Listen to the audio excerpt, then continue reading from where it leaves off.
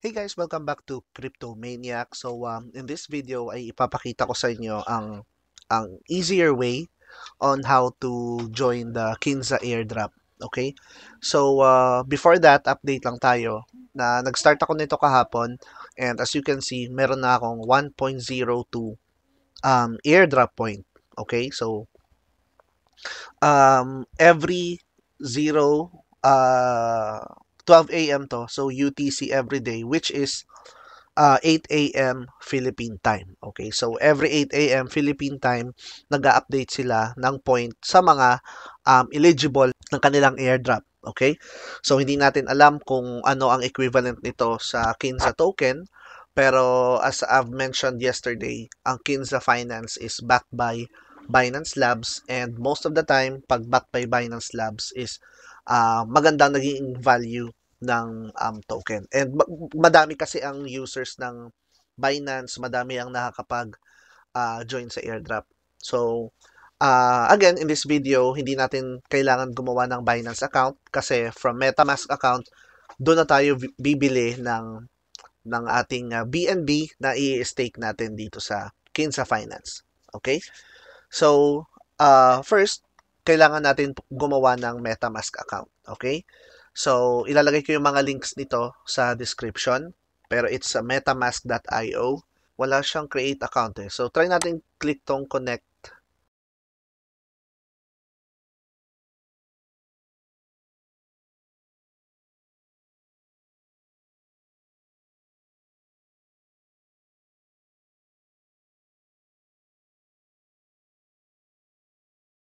MetaMask account. And then, dito, click mo tong agree and then create a new wallet. So, ang ganda ng ano nila.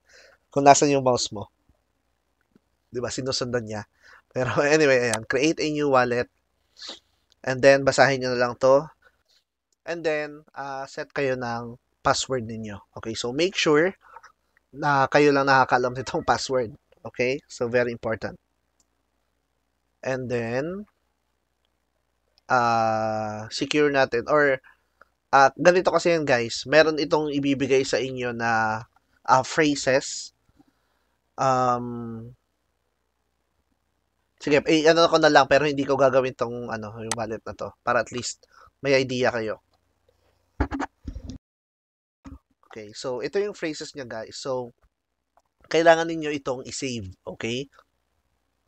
Okay, so guys, make sure na kayo lang nakakaalam ng recovery phrase na to kasi if someone, halimbawa nag-stream kayo kagaya ng ginagawa ko ngayon and hindi niyo to natakpan, nakita ng marami, ma-access nila yung wallet ninyo and then pwede nilang ilipat ang inyong funds sa kanilang sariling wallet. Okay, so make sure, again, very important na kayo lang ang nakakaalam nito. Okay?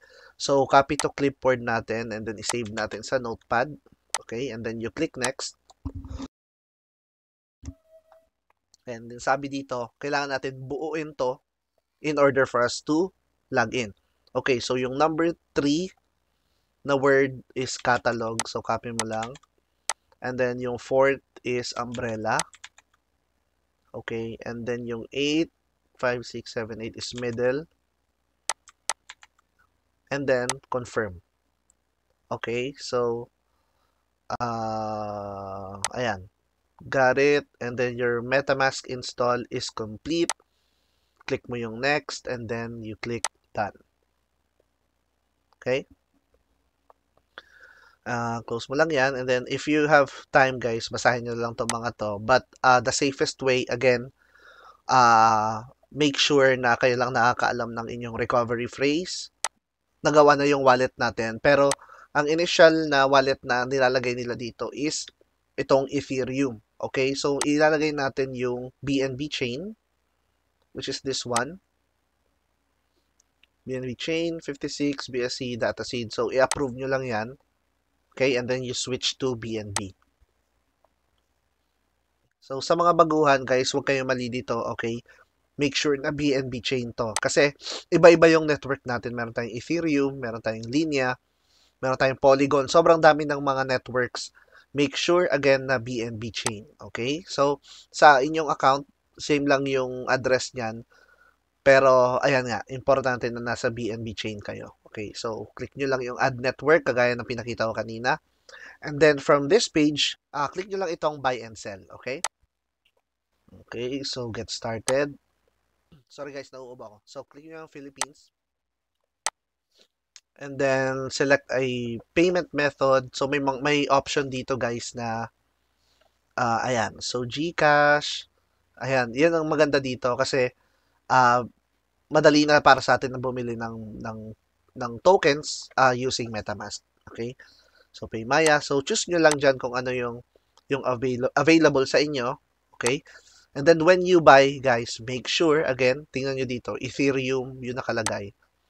So punta kayo dito sa all networks, choose nyo yung BNB chain, and then you purchase a Binance or BNB coin. Okay? So, minimum dito na purchase is 1.6, pero kailangan natin ng $100 minimum doon sa Kinsa Finance. Okay? So, ang gagawin natin, make sure na tingnan nyo yung value ng USDT to peso. Last time I checked kanina is around 5.5 to 5.6. So, yan ang bibilhin natin. And then,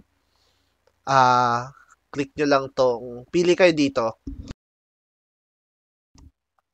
And then, pili kayo dito sa mga options na to kung ano ang payment gateway na gagamitin nyo. So, meron tayong Transact, meron tayong TransFi. So, mas malaki ang magiging value na makukuha nyo in BNB kapag sa Transact. Kasi, di ba, magsisend ka ng 5.6, but you will receive 5.365. So, may fee siya na 235. Pero nag-iiba-iba guys yung codes niya. Okay? Anyway, kailangan natin palang i-connect yung wallet natin. So, click mo na yung connect wallet. And then, meron ditong lalabas na yan, kailangan mo yan i-connect. Click mo lang yung next. Connect. Okay, and then connected na siya. Makikita nyo dito yung account niyo. Ito yung pinaka-main address niyo. Okay? So, close natin yan. And then, kapag clinic nyo, guys, yung, let's say, for example, itong Transact, ayan. So, double check nyo. Di ba nakalagay dito, yung BNB wallet address? I-check nyo lang yung first four. So, OXAD. So, huwag kayo malilito, guys. Pag pumunta kayo sa, kasi nakalagay yan dito sa ano, sa yung MetaMask icon, nakalagay yan dito sa taas ng ano nyo, ng browser. So, hindi nakikita yung sa akin, hindi kasi abot. Pero, click nyo lang yung icon. And then, close natin. Got it. Got it. Got it. Ayan. So, ito yung pinaka-address nyo. So, dito, OXAD, yung first four. Ayan, OXAD. And then, yung last four naman is 22EA. So, 22EA. Ito siya. Okay. So, tama yung address. I-double check nyo lang kasi kapag clinic nyo tong buy BNB, basta proceed nyo lang yung process nito on how to pay kasi hihingi na yan ng personal information ninyo. So, hindi na tayo aabot doon. Gawin nyo na lang yan on your end. Personal information, payment method, login sa inyong GCash if GCash ang gagamitin ninyo.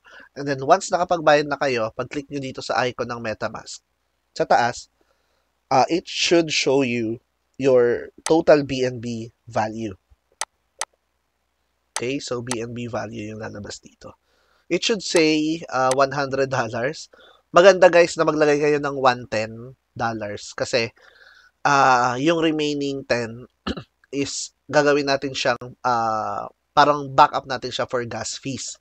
Kasi may mga gas fees tayo na babayaran sa every transaction na gagawin natin. Okay? So, babalik ako kapag may fund na to and then proceed tayo sa next step. Ayan guys, so nakapag-fund na tayo sa ating MetaMask BNB account. Again, very important, it should say BNB dito. Okay? So nakapag-fund na tayo ng BNB account. Ang next natin na gagawin ay pupunta tayo sa aking link. Ilalagay natin yan, referral link ko sa description. Kasi guys, if you use my referral link, magkakaroon tayo both ng 10% bonus. Okay? So, once nandito na kayo guys, lalabas tong Connect a Wallet. So, meron tayong MetaMask, yung ginawa pa lang natin. So, click mo lang yung MetaMask. And then, lalabas tong MetaMask notification. So, ganito yung itsura niya guys. Ibaba ko lang. So, MetaMask notification. Connect nyo lang. Click next. Click connect. Okay, so connected na siya. And then another, sign mo lang.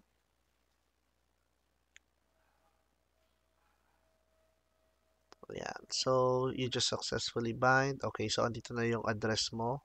And then, what you will do guys is go to, wait lang. Yeah, go to dashboard. And then, scroll down. And then, click mo yung supply. Okay? So, magsusupply tayo ng, hindi natin uubusin yung 106 kasi nga for the gas fee. So, gawin natin tong around 0.3 4. Yeah. So, 0.34, 103 para may matitira tayo na para may matitira tayong around $3 for the gas fees. Okay? 3 na lang para at least may $3 tayo. Okay. So, ipapakita ko sa inyo yung gas fee. Ayan guys. So, 0.02 dollars. Okay. So, pwede nyo naman isagad siguro to na around 104 or magtira lang kayo ng around $2. Pwede na yun. Okay. So, click nyo lang yung supply BNB. Okay. And then confirm nyo lang yan. Okay. So, close. And then we already supplied 103 as you can see. 102. So, 102.97. And then, you go here sa assets to borrow. And then, borrow tayo ng BNB din. Okay? So, hindi natin siya, yari kasi dito, if you max it, so $72, ayan o. So, this action will reduce your health factor. Please be mindful of the increased risk of collateral liquidation. Okay, so ang ginawa ko dito is hinati ko lang siya or pwede mo namang gamit, borrow ko lang ng around $30. So, hindi naman natin gagamitin to, yung BNB natin, uh, sa pagbili ng any other token kasi ang purpose lang natin itong yung $100 na nilagay natin dito is to join the airdrop. Ang kagandahan nito guys, hindi mawawala yung nilagay nating pera dito. Para ka lang naglagay sa bangko ng pera, at least dito malaki yung magiging return. Now, volatile kasi crypto, so it depends on the price of BNB. Pero so far mababa ang pero actually right now mababa ang value ng BNB, so magandang bumili. And then kapag nag-bull run, so tataas, pwede pa maging possible pa na itong 100 natin is maging $200 kasi yung highest BNB nung last bull run if I'm not mistaken is 33,000 pesos. So ngayon parang nag 50% off siya. Okay? So approve natin to, another 0.02 gas fee. Yan. So, confirm lang natin yan.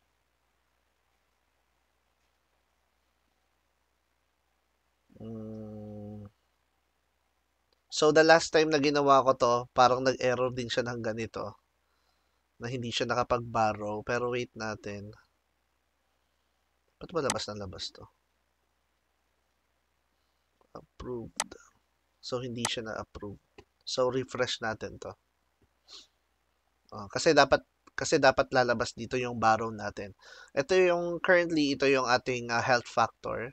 So bababa siya ng konti if we borrow, but it's okay as long as it's green.